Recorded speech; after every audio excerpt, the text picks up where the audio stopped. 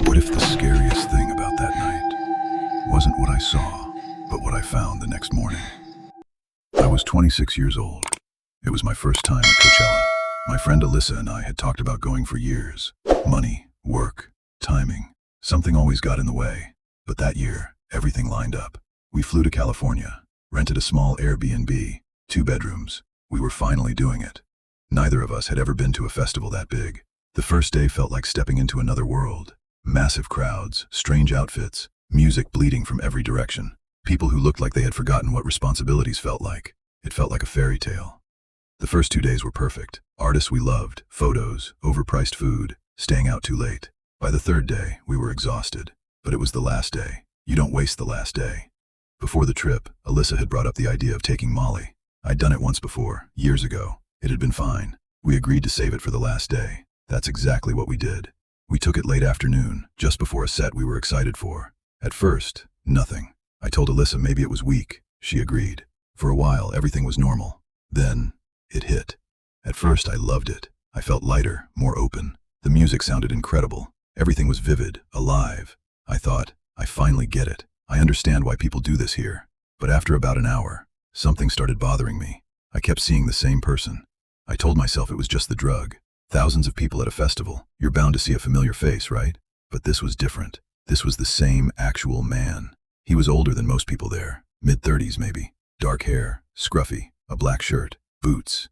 Everyone else around us was wearing bright colors, light fabrics. He looked like he didn't belong. And he wasn't dancing. He wasn't watching the stage. He was watching us.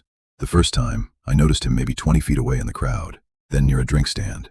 Then between stages. Then right beside the fence where Alyssa and I were standing. 4 times. 5 times. I finally told her. She laughed. It's just the Molly, babe. I laughed too. But deep down, I didn't believe that. Hours passed. The high stopped feeling warm. It turned into something restless, overstimulated, wrong. My jaw tightened. My heart felt too fast. The lights started to bend. Then, he walked up to me. Out of nowhere, he was right there, smiling, dancing close, leaning in to say things over the music. He said I looked good, asked if I was with anyone. I told him I was with my friend. I smiled to avoid a scene, but he hovered. I turned to pull Alyssa closer, and she was gone. I spun around, couldn't find her anywhere. The man noticed immediately. Did you lose your friend? I can help you find her. The way he said it made my skin go cold.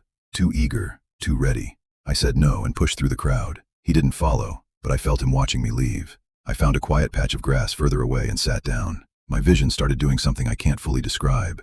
Everything was squiggly. The lights, the people, even the ground looked like it wouldn't stay still. I called Alyssa over and over. Dead signal, dead signal, dead signal. Finally, she picked up.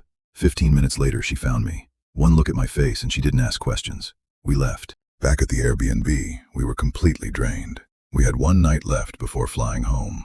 Alyssa started packing. I told her I'd do mine in the morning. I just needed to lie down. I crawled into bed, turned off the light, closed my eyes. At some point I drifted, that half-asleep place where nothing feels real. And then, I opened my eyes. I don't know what woke me, but when I looked toward the doorway, there was a figure, tall, still, just inside the room, staring at me. My brain tried to make sense of it. Maybe it's Alyssa, but it was too tall, too broad. Then my eyes adjusted to the dark, and I recognized the face. It was him, the man from the festival, standing 3 feet from my bed.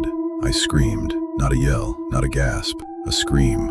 I threw the blankets over my head and kept screaming until Alyssa came running. She turned on the light. The room was empty. The doorway was empty. I was shaking, sobbing, barely able to get the words out. She held me and said it had to be the drugs. Maybe she was right. Maybe it was a hallucination. I wanted so badly to believe that. The next morning, I woke up to Alyssa screaming my name. I sat up. She was standing in the doorway, staring at the floor. I looked down. Muddy boot prints on the hardwood floor. They started near the front door, came down the hallway, and stopped right at my bedroom doorway, exactly where I had seen him standing. Then they turned around and went back toward the front door. What I saw that night was not a hallucination. Someone had been inside that house, and the prints were from boots. It was him. He had been there the whole time. If this kind of story keeps you up at night, you're not alone. Drop a comment if you want to hear what we found out after. And if you're watching this alone, maybe turn on a light.